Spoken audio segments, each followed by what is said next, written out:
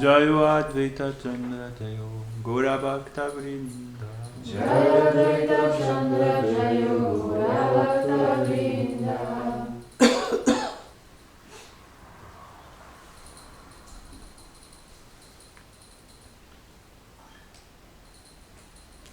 Entretien avec Ramananda Roy. Tu peux lire ça? T'en as parlé il n'y a pas si longtemps que ça. Ouais, c'est une discussion sans fin.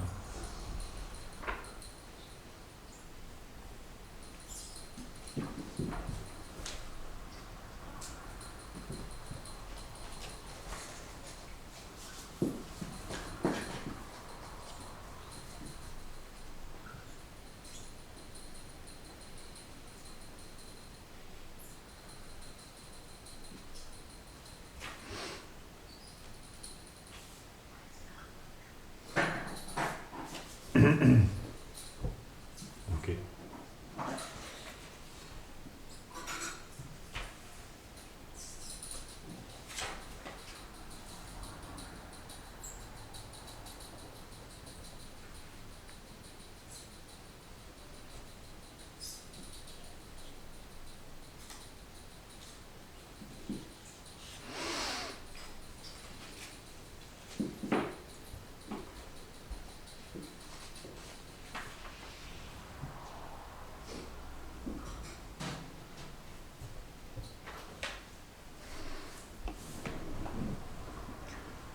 Jnana prayasam udapasya namantam eva jivanti san mukaritam bhavadyavartam stane stita shruti gatam tanuvan manubhir ye prayasu dito dito pyasitrais trilokyam.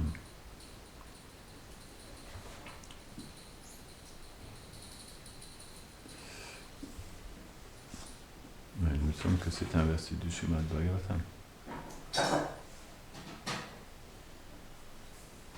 Mais il ne mentionne pas.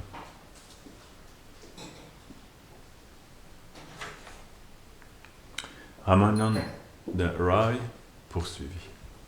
Parce que Chaitanya Mahaprabhu, vous vous rappelez, hein, et Ramananda sont en train de discuter. Et Mahaprabhu a demandé à Ramananda de lui expliquer quel était le but ultime de la vie. De lui dire où est-ce qu'on est. Où est-ce qu'on en est? Ouais. Dans le micro? Nous en sommes au Chaitanya Charitamrita Madhya Lila, chapitre 8, verset 67. Et à chaque fois que Ramananda Roy disait quelque chose, Chaitanya Mahaprabhu lui disait Eho Baya, ceci est externe. S'il te plaît, dis-moi quelque chose d'autre. Dis-moi quelque chose de plus. C'est comme un jeu qui s'est initié entre Ramananda Roy et Chaitanya Mahaprabhu. Souvent les Vaishnavas aiment à jouer à ce jeu, bien que de créer des dialogues, comment on peut dire, artificiels, bien que chacun des deux personnes connaisse toute l'amplitude du sujet, l'une fait comme si elle ne connaissait pas, afin de questionner l'autre et de forcer l'autre à en parler. De cette manière-là, il y a une espèce de jeu qui se fait entre les Vaishnavas. Non? C'est pas vrai? Tout à fait. Disons que Chaitanya Mahaprabhu, il voulait faire sortir le secret du cœur de Ramananda Roy, et Ramananda Roy, il hésitait. On va dire c'est plutôt ça, parce qu'il aurait pu dire tout de suite là, son cœur.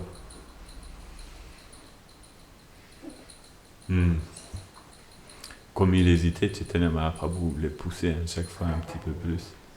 Il hésitait, et il faisait un pas de plus, mais Chaitanya Mahaprabhu lui disait non, dis-moi quelque chose de plus.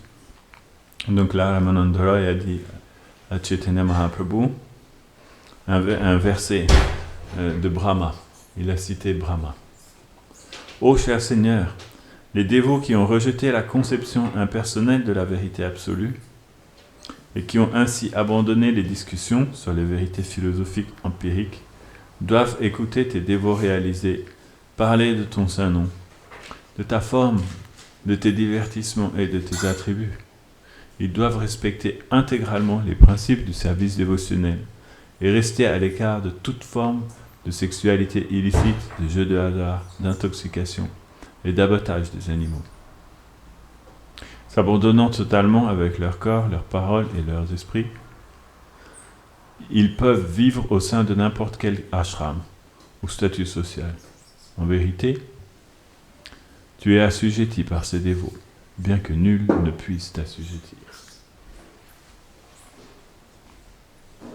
Prabhu Kohe Eho Aya Aga Kari Ar Roy Kohe Prema Bhakti Sarva Sadyasa. À partir de ce moment, Chaitanya Mahaprabhu répondit, c'est bien, mais tu peux développer plus encore le sujet.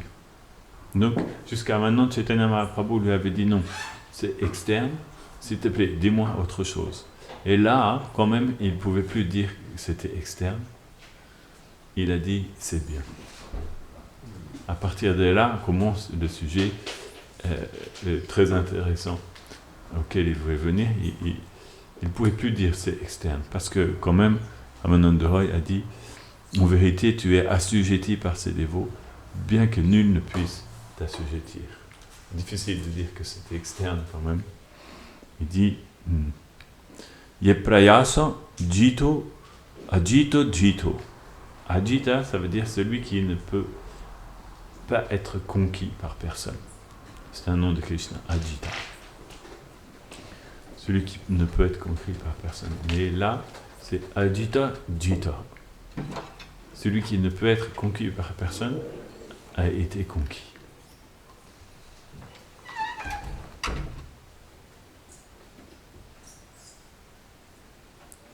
Prayasa. Ye prayasa jito jito api.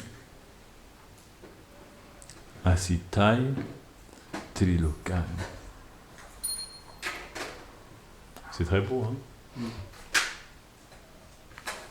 C'est un verset qui décrit la pure dévotion. Que Krishna il est conquis par la pure dévotion. Bien que rien ne puisse le conquérir, la pure dévotion conquiert Krishna. Totalement. La pure dévotion conquiert Krishna aussi totalement que Krishna ne peut être conquis. Krishna a cette capacité que rien ne peut le conquérir. Et avec la même puissance, la pure dévotion peut conquérir Krishna. Vous comprenez ce que je veux dire? Donc, il devient conquis. Parce que c'est pas juste que... c'est pas une petite qualité qui est facile à franchir que Krishna ne peut être conquis. C'est comme un rempart infranchissable. D'une hauteur illimitée et d'une largeur illimitée et d'une épaisseur illimitée. Impossible de conquérir Krishna. C'est pour ça qu'il s'appelle Ajita. On doit comprendre parce que souvent on a comme on vit dans un monde où tout est tellement limité et tout est tellement minuscule et insignifiant, on a du mal à relationner avec ce que les Vaishnavas nous expliquent. Parce que c'est très très vaste, non? Comme ce matin par exemple, je méditais sur je pensais à cette phrase, Shri Guru Karuna Sindhu, Adama Janarmanu. On dit que le Vaishnava est comme un océan de miséricorde. Mais un océan, c'est vaste, non? Vous avez déjà été à la mer, à Etretat, pour vous regarder l'océan, vous vous trouvez en face de quelque chose de vraiment vaste. Pourtant, quand on se trouve en face d'un Vaishnava, on ne réalise pas que on est en face de la même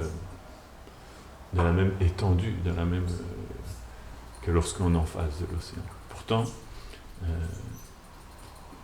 Narottam Das Thakur, lui, il a dit Shri Guru Karuna Sindhu. Le Vaishnava est comme un océan. C'est-à-dire que quand on rencontre un Vaishnava, ça devrait nous faire le même effet que quand on arrive au bord de l'océan et qu'on voit cette masse d'eau gigantesque et on ne sait pas jusqu'où elle va. Non, c'est complètement comment on peut dire, déroutant de voir une telle amplitude d'eau. Après, il y a des gens qui vont au bord de l'océan et ils regardent la mer, mais ils ne voient pas. Ils ne se rendent pas compte. En face de quoi ils sont. Oh, ils voient l'eau, ok. On va se baigner, ils se baignent dans l'eau.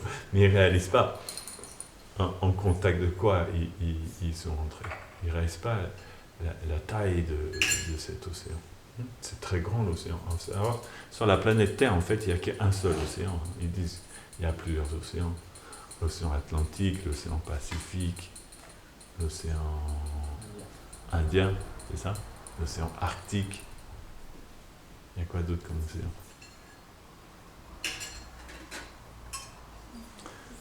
Et plein de mers, non? Plein de soi-disant de mers, la mer Méditerranée, la Manche. La mer morte. Je vois bien quand il était seul.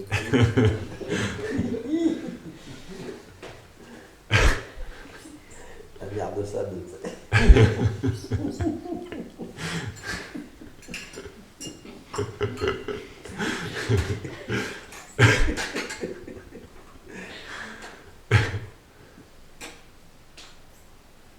Mais en fait, tous ces océans-là, c'est juste des noms, ou différents noms qu'on donne au même océan. Il n'y en a qu'un seul.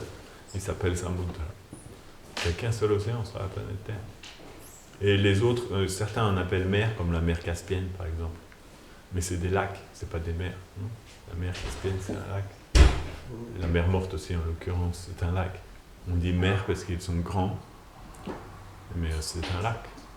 Comme cet été, j'étais à Chicago, au bord du lac Michigan. Quand vous arrivez au bord du lac Michigan, si on ne vous a pas dit que c'était un lac, vous allez dire que c'est la mer, parce que vous ne voyez pas l'autre bout. C'est comme si vous étiez au bord de la plage.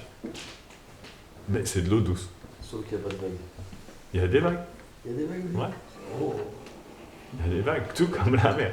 Seulement c'est de l'eau douce. Des vagues? Ouais. Comment c'est possible? Ils ont un site électrique. Ben non. Parce que c'est le vent et la lune qui font... Et les vagues sur l'océan, ils font la même chose sur un lac comme ça. Wow. C'est tellement gigantesque ce lac qu'il crée un microclimat. Wow. C'est des lacs. Je ne sais pas quelle taille ça fait, mais c'est très grand. Peut-être plus grand que la Normandie. C'est pas très grand, la Normandie. Peut-être plus grand que la France. Mais la mer Caspienne, je suis sûr que c'est plus grand que la France. Je suis sûr. C'est gigantesque. Donc l'océan, c'est relié partout, quoi, c'est Ouais, ça? tous les océans C'est sont ça reliés. qu'on appelle l'océan. Ouais. Donc c'est très très vaste. On n'imagine pas l'amplitude de l'océan. C'est impossible à vraiment imaginer pour nous l'amplitude de l'océan. Et pourtant, voilà, c'est Narottam Das Thakur, il emploie cette image-là pour bien nous faire comprendre que le Vaishnava n'est pas un être ordinaire. Quand on entre en contact avec lui, on devrait réaliser qu'on ne comprend pas l'amplitude d'un Vaishnava aussi. On voit juste la surface. Parce que quand on regarde l'océan, on voit juste la surface. Rien que ça, c'est déboussolant, je veux dire. C'est déboussolant tellement la surface est gigantesque. Or, c'est intéressant, c'est qu'en fait, l'océan va plus profond que les Himalayas montent dans le ciel. Le mont Everest, ça fait 9000 mètres, c'est ça, hein? 9000 mètres de haut, mais l'océan, il descend jusqu'à 11 000 mètres. Donc, en fait, ce qu'il y a en dessous de l'eau, c'est beaucoup plus vaste que ce qu'il y a au-dessus de l'eau sur la planète Terre. Et en plus, c'est quoi, les 3/4 de la planète Terre sont l'océan? Donc, en fait, on dit la planète Terre, mais on devrait dire la planète Mer. On appelle la planète Terre, mais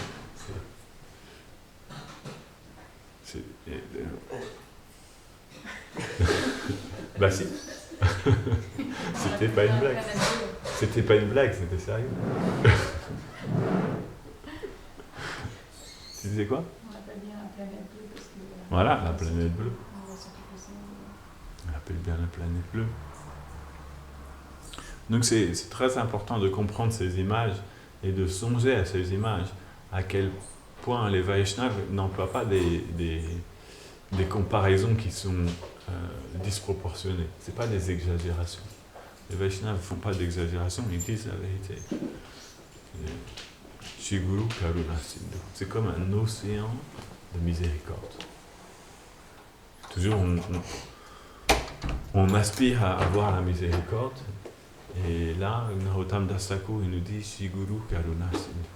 Le maître spirituel, mais dans ce sens, Shri Guru veut dire les Vaishnavas en général. Ça ne se réfère pas juste à une personne. Vishwanath Chakravarti Thakur explique dans son commentaire sur le Prema Bhakti Chandrika. Quand Narottam Das Thakur dit Shri Guru, ça veut dire Shri Guru Charana, comme Rupa Goswami, Sanatana Goswami, notre Gurudev, Sridhar Swami, n'importe quel, l'ensemble des Vaishnavas. Tout Vaishnava, en fait, a cette amplitude-là, parce que dans son cœur, il transporte Krishna. Et comme Krishna, lui, est infini, obligatoirement, cette personne devient aussi d'une profondeur insondable. Donc,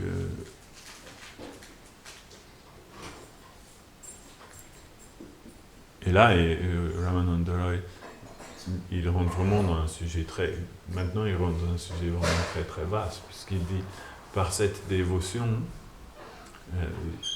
celui qui ne peut être conquéri par personne devient conquis. C'est à peu près de même ordre d'amplitude. C'est-à-dire que les dévots de Krishna, ils transportent dans leur cœur un océan aussi vaste que Krishna lui-même, qui a même la capacité d'engloutir Krishna. Non? Est-ce qu'ils ne peuvent pas engloutir Krishna? Jita. Jita. Krishna est un océan, et eux, ils transportent dans leur cœur un océan aussi vaste, voire même plus vaste que Krishna, à tel point qu'ils peuvent l'engloutir dans leurs sentiments.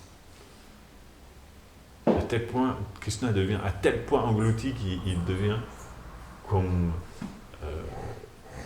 contrôlé par ses dévots. La vérité absolue devient à tel point englouti qu'il se retrouve juste comme un tout petit garçon qui a l'air incapable de se débrouiller par lui-même, complètement englouti par l'amour de ses dévots. Tu es assujetti par ses dévots, bien que nul ne puisse t'assujettir. C'est beau, hein, comme concept. Ajito. Il y a un dévot qui s'appelle Ajita. Il ne s'appelle pas Jita. Il s'appelle Ajita. Oui, c'est supérieur. Ajita. Au moins 2 fois supérieur. Ajita. Chaitanya Mahaprabhu, cette fois-ci, il a commencé à être satisfait par Ramananda Roy. Il a dit Eho Aya. Ok. Là, j'avoue que ce que tu as dit est très bien. Prabhupada dit c'est très bien. Mais, est-ce que tu n'aurais pas quand même quelque chose de plus à dire, même si c'est déjà très bien? Est-ce que tu ne peux pas dire quelque chose de plus? Roya Gahi, Prema Bhakti, Sarva, c'est-à-dire ça. Ramananda Roy, il peut aller plus loin que Ajita. Et encore, il va parler pendant longtemps, hein. Il peut aller très très loin. Ramananda Roy. Krishna savait, c'est pour ça qu'il a mis en scène ce divertissement. Il voulait que Ramananda Roy parle, parce que personne ne pouvait expliquer ce que Ramananda Roy pouvait expliquer. Peut-être la planète Terre n'avait jamais entendu auparavant, non? Ce que Ramananda Roy était capable d'expliquer. Ramananda Roy dit alors, l'amour extatique pour Dieu, la personne suprême, est l'essence de toute perfection. Maintenant, Ramananda Roy arrive après. Il explique. Le but ultime de la vie et Prema. Tenez reporté par Srila Prabhupada. Srila Bhakti Vinod Thakur remarque à ce sujet dans son Amrita Pravaha Bhasya. Donc ça veut dire que Prabhupada, quand il a fait le Chaitanya Charitamrita, il avait aussi le commentaire de Bhakti Vinod Thakur, celui de Bhakti Siddhanta.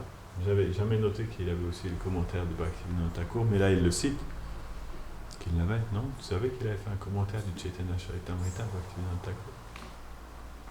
Mais non, c'est... On n'a jamais vu encore, ça n'a pas été traduit en anglais encore, non? Jamais entendu parler.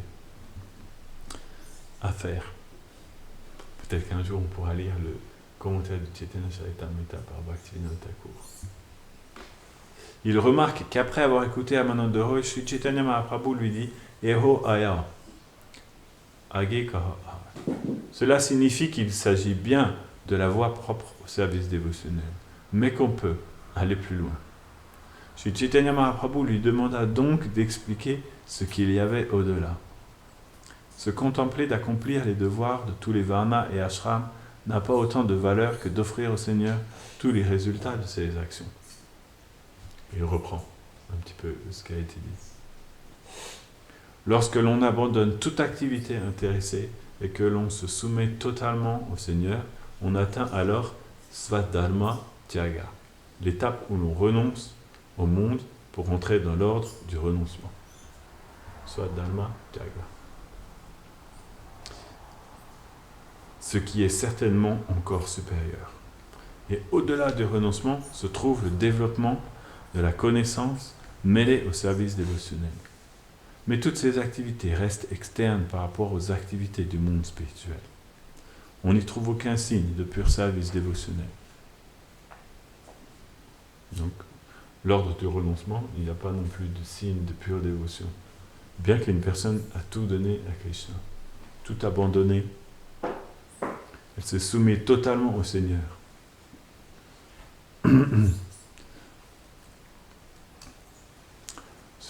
Le pur service dévotionnel ne peut être obtenu grâce à la philosophie empirique ni la perfection grâce seulement au milieu favorable dans lequel on vit. Le service dévotionnel fondé sur la réalisation spirituelle est quelque chose de bien différent.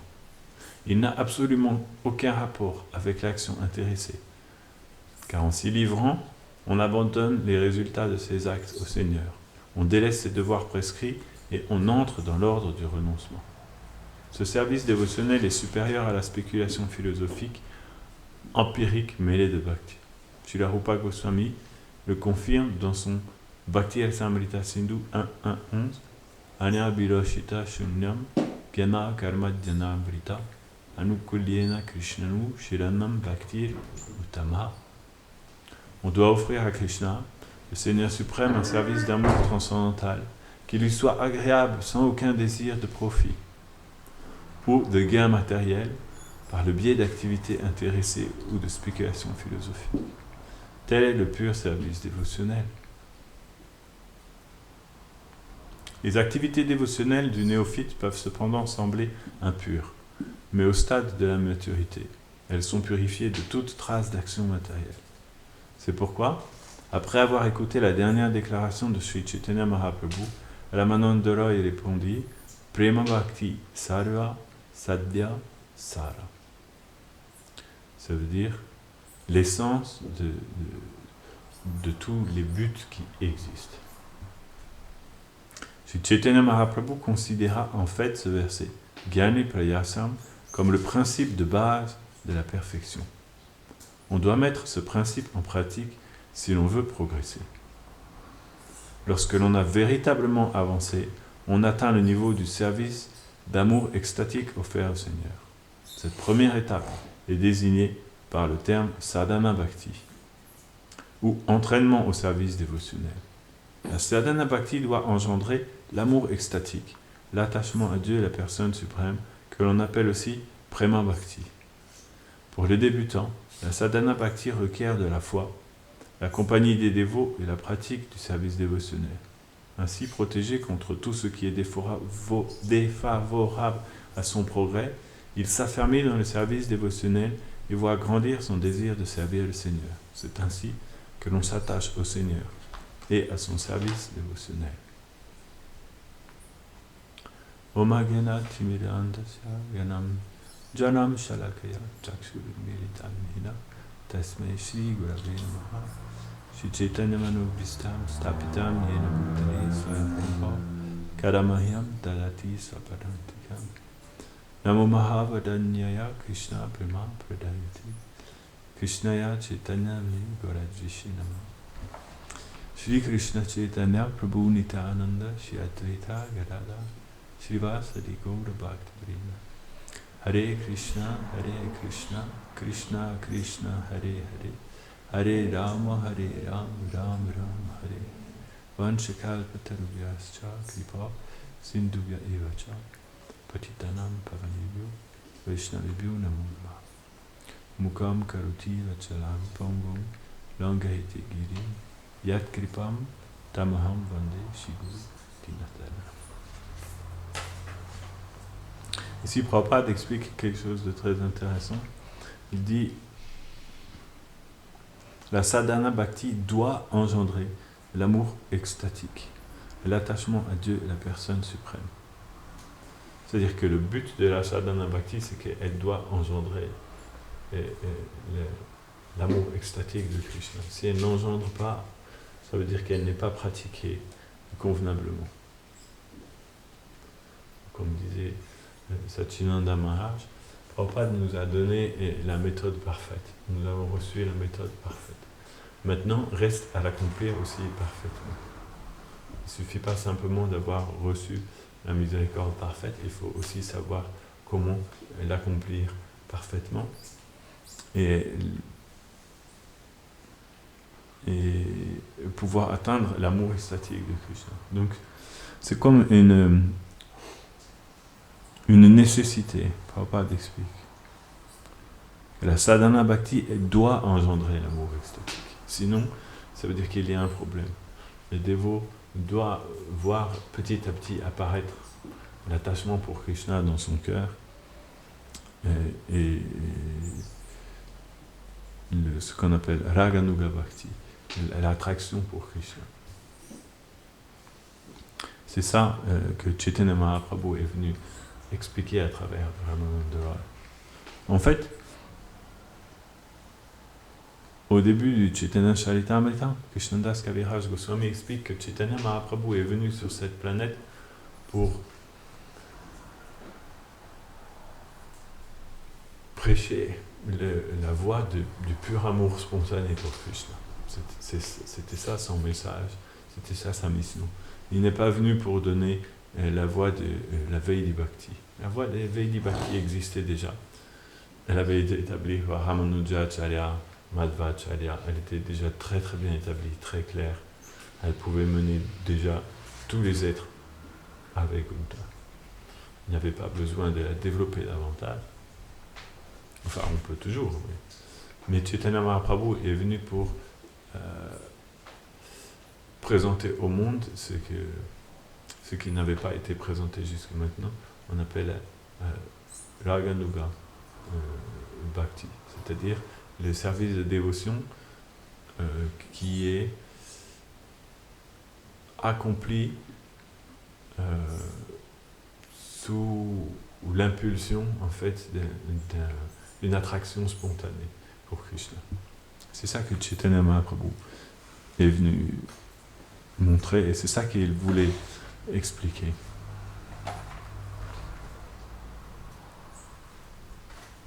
Très stoïque ce matin. Nano pochara krita pujanam arabhandu premnaiva bhakta ridayam sukha vidrutam syat yavat ksud asti jatare jarata pipasa tavat sukhaya bhavatu nanu bhaksha peye.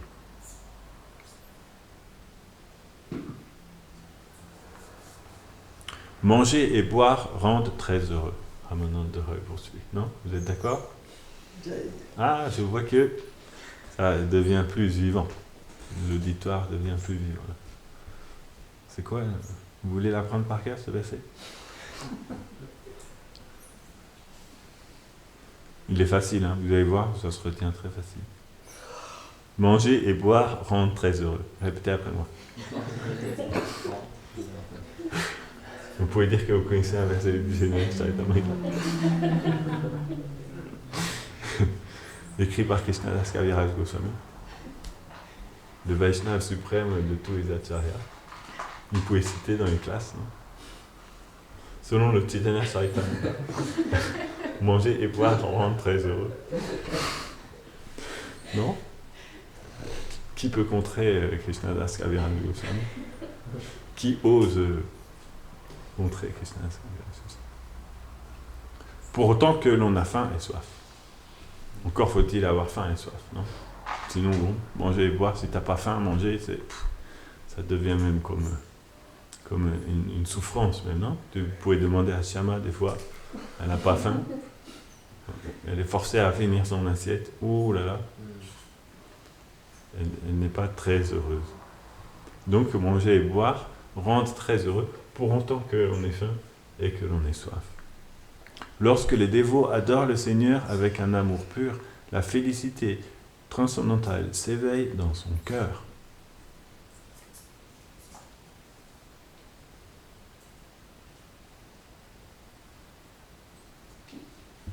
Donc, ce verset explique qu'en fait, un Vaishnava, il ressent autant de félicité à adorer Krishna qu'à manger et boire. Non, quand on mange et qu'on boit, on n'a pas besoin de réfléchir, oui, là je suis en train de manger, là je suis... ça rend très heureux naturellement, c'est spontané, parce que notre attraction pour la nourriture est spontanée, non? C'est spontané, on n'a pas besoin de... Tout de suite, on mange quelque chose, pof, spontanément, ça s'éveille dans le cœur, il y a comme un élan naturel, non? On a déjà atteint l'amour spontané pour manger. On a déjà atteint. Et ici, Ramanandara explique qu'en fait, c'est cette même spontanéité, un dévot, il l'a pour adorer Krishna. De la même manière que quand on va manger, je ne sais pas, un gâteau incroyable, tout de suite, l'appréciation se manifeste. Et on peut manger beaucoup de parts, non? Pour autant que notre estomac... Mais si on avait un grand estomac, on pourrait en manger encore plus. De la même manière, un Vaishnava, dès qu'il adore Krishna, tout de suite, avec chaque chose, nana upachara, chaque ingrédient. Vous savez, upachara, on offre 16 upachara le matin pour Krishna. Si vous offrez une fleur, on appelle un upachara. Le chamara, c'est un upachara. La lampe, c'est un upachara. Nana upachara, c'est-à-dire avec chaque upachara qu'il offre, un Vaishnava, il ressent une grande joie. De la même manière qu'il mange du sabji, après il mange du leta, après il mange un samosa, non? À chaque nouvelle préparation qu'on commence, on se dit, waouh! On devient naturellement, spontanément appréciatif et attiré par la nouvelle préparation qu'on commence. S'il y avait 50 préparations, on pouvait goûter 50 préparations, non? S'il y avait 100, on pouvait goûter 100 préparations, non? Oui, mais c'est parce que c'est pas différent que les autres. Comment ça? C'est Oui, bien sûr, mais ça c'est une image que Krishnadas Kaviraj Goswami dit. Cette appréciation naturelle qui est là, c'est pour faire comprendre l'idée de spontanéité. Puisque c'est naturel, un Vaishnava, quoi qu'il offre à Krishna, que ce soit une fleur, de l'eau ou n'importe quoi, il y a un élan aussi de félicité qui s'éveille dans son cœur avec chaque chose qu'il offre. Il prend une fleur, il l'offre à Krishna, tout de suite il devient transporté de son cœur et sort comment il dit ça? La félicité transcendantale s'éveille dans son cœur. Ensuite, il prend la mèche, il l'offre à Krishna de la même manière. Il ressent cette joie. À chaque article qu'il offre, il se sent transporté par une joie immense. Nana upachara krita pujanam artha bandhu. Le Seigneur suprême qui est l'ami de tous les malheureux. Bhaktaridayam, le cœur du dévot. Sukha Vidutam, fondu par la félicité transcendantale. Et son cœur fond. Son cœur se liquéfie littéralement par la félicité transcendantale lorsqu'il offre quelque chose à Krishna. Comme Maharaj, quand il fait l'arti, il devient transporté, non? Nana, Upacharat Krita Pujanam Artabandhu. C'est vrai.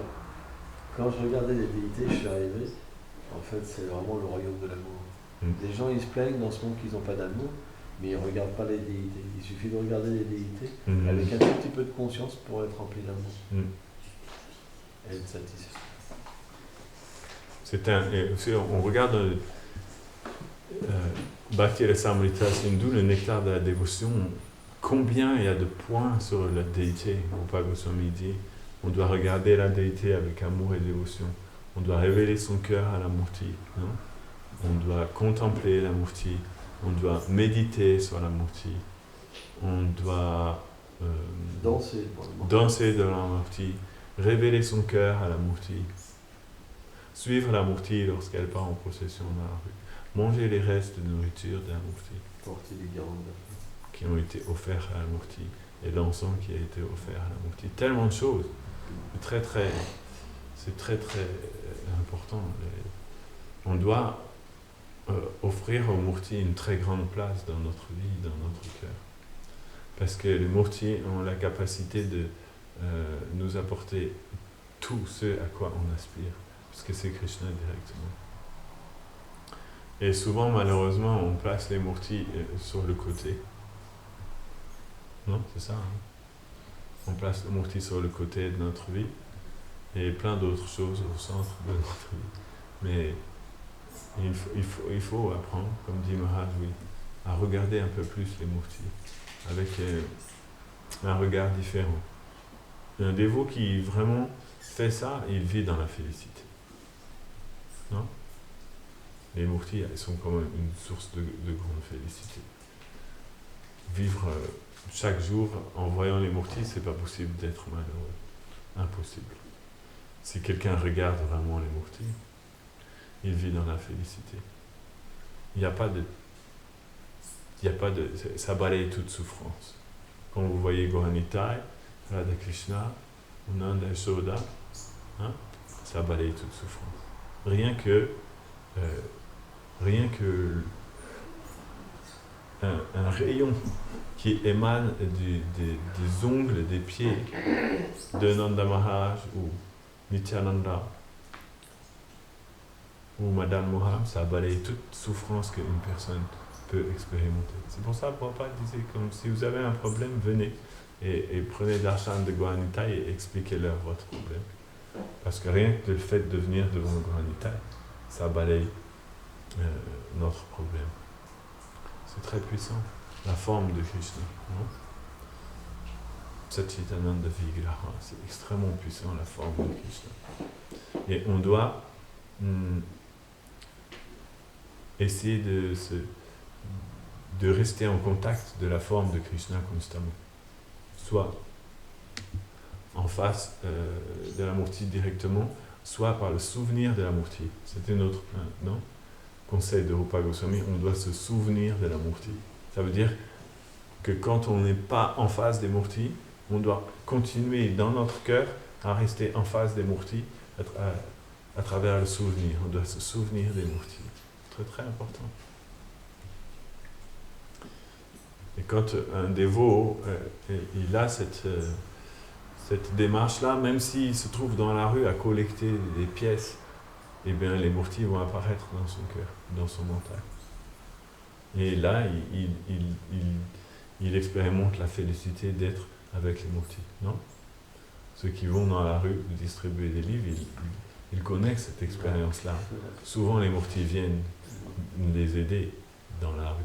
Parce que c'est pas facile d'être dans la rue, le métro, le froid, la pluie, tout ça et tout ça.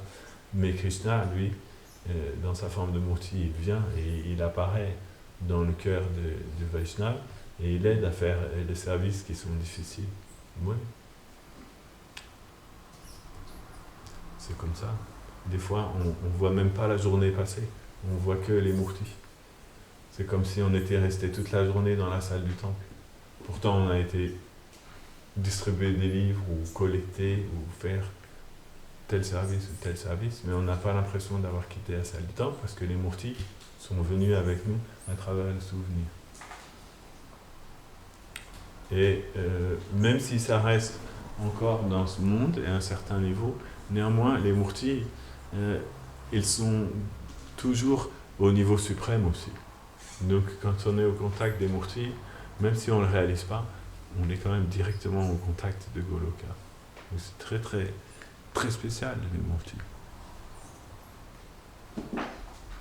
Krishna Bhakti Rasa Bhavitamati Kriyatam Yadikuto Pilavyate Tatra Lolyam Apimolyam et Kalam Janma Koti Sukritay Na Labyate. Ça c'est le verset que Prabhupada a pris comme fondation pour son mouvement. Il dit qu'il a choisi le nom Association internationale pour la conscience de Krishna, basé sur ce verset de Rupa Goswami. Le pur service dévotionnel en pleine conscience de Krishna, Krishna Bhakti Rasa Bhavita Mati, ne peut même pas être obtenu après des milliers de vies vouées à des activités pieuses. Le seul prix à payer pour l'obtenir, c'est de le désirer intensément. S'il est disponible quelque part, on doit l'acheter sans attendre. Teneur et portée. Les deux versets précédents font partie du Padyavali, versets 13 et 14 de Srila Rupa Goswami. Le Padyavali, c'est un des livres merveilleux que Srila Rupa Goswami a écrit. Mais très très merveilleux. Padyavali. Le verset 69 traite du service dévotionnel fondé sur la foi et le verset 70 du service dévotionnel aspiré par un désir intense. Le premier consiste à suivre les principes régulateurs, alors que le deuxième consiste à servir spontanément le Seigneur avec un amour sans faire d'efforts étrangers à cet élan. Dorénavant, le principe de base sur lequel se fondera l'échange entre Sri Chaitanya Mahaprabhu et Ramananda Roy sera le service d'amour spontané offert au Seigneur. Les principes régulateurs enjoints par les Shastras sont nécessaires tant que notre conscience de Krishna originelle endormie ne s'est pas spontanément éveillée. L'écoulement des fleuves vers l'océan peut servir d'exemple d'action spontanée. Rien ne peut arrêter ce courant. De même, lorsque la conscience de Krishna assoupie s'éveille, elle coule spontanément vers les pieds pareils au lotus de Krishna, sans rencontrer d'obstacles.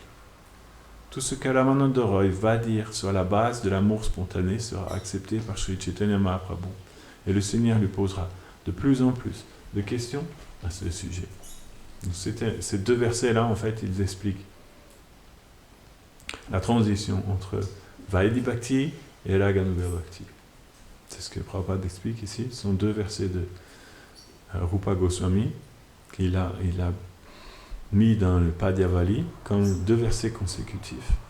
Le premier verset, où on expliquait « Manger et boire rend très heureux pour autant que l'on a faim et soif. Lorsque le dévot adore le Seigneur avec un amour pur, la félicité transcendantale s'éveille en son cœur, ce que décrit le Vaidhi Bhakti. » Il suit les règles du service de dévotion et par le fait de suivre ces règles parfaitement, il expérimente la félicité spirituelle. Ensuite, il existe une autre phase qu'on appelle Raganuga Bhakti, où il expérimente la félicité spirituelle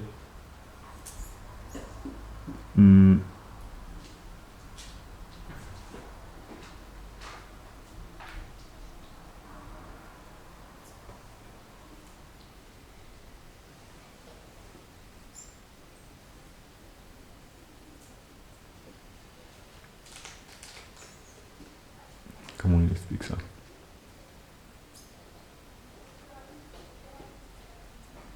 Sans faire d'effort. Il n'a plus besoin de faire d'effort. C'est ça une différence fondamentale entre le Vaidhi Bhakti et la Raganuga Bhakti. Le Vaidhi Bhakti, il faut faire des efforts. Et en fonction de ces efforts aussi, le Vaishnav expérimente la dévotion pour Krishna. Au niveau de la Raganuga Bhakti, il n'a plus besoin de faire d'efforts, puisque naturellement, son cœur coule directement vers Krishna. Et il n'a qu'à suivre ce flow-là, et il baigne dans la conscience de Krishna constamment. Les principes régulateurs enjoints par les sastras sont nécessaires. Tant que notre conscience de Krishna est endormie, il faut faire cet effort-là, non? Comme c'est pas encore spontané, c'est endormi, il faut faire un effort pour pouvoir expérimenter, de se trouver dans la félicité du fait de servir Krishna. Mais l'étape suivante est qu'il n'y a plus besoin de faire cet effort puisqu'elle s'est réveillée. Pour reprendre les mots exactement, la conscience de Krishna originelle qui était dans le cœur de l'être, elle s'est réveillée. Ok, au début, elle se réveille, quand on se réveille le matin, elle a les yeux un petit peu comme ça. Elle se réveille tout juste, non? Mais elle s'est déjà réveillée. C'est-à-dire qu'elle coule déjà dans la direction de Krishna. C'est comme les fleuves qui vont vers l'océan. Lorsqu'un fleuve va vers l'océan, rien ne peut l'empêcher, non? Si vous allez faire un barrage, qu'est-ce que va faire le fleuve? Il va contourner le barrage et ensuite il va passer. Dans tous les cas. Là où la dévotion spontanée s'est éveillée dans le cœur d'une personne, plus rien pourra faire obstacle à ce sentiment-là.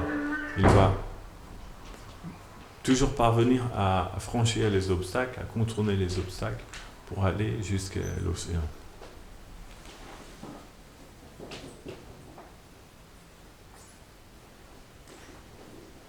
Donc,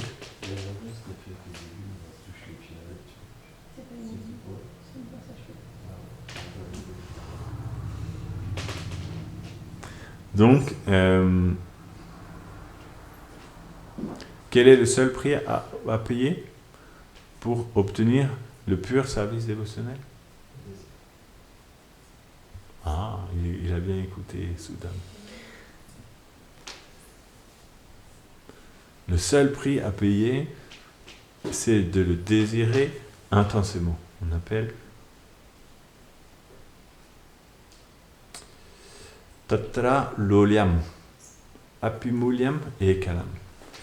C'est l'unique cause qui peut nous permettre d'atteindre le pur amour de Krishna, c'est de le désirer intensément. Ok, Jai. Srila Prabhupada ki Jai.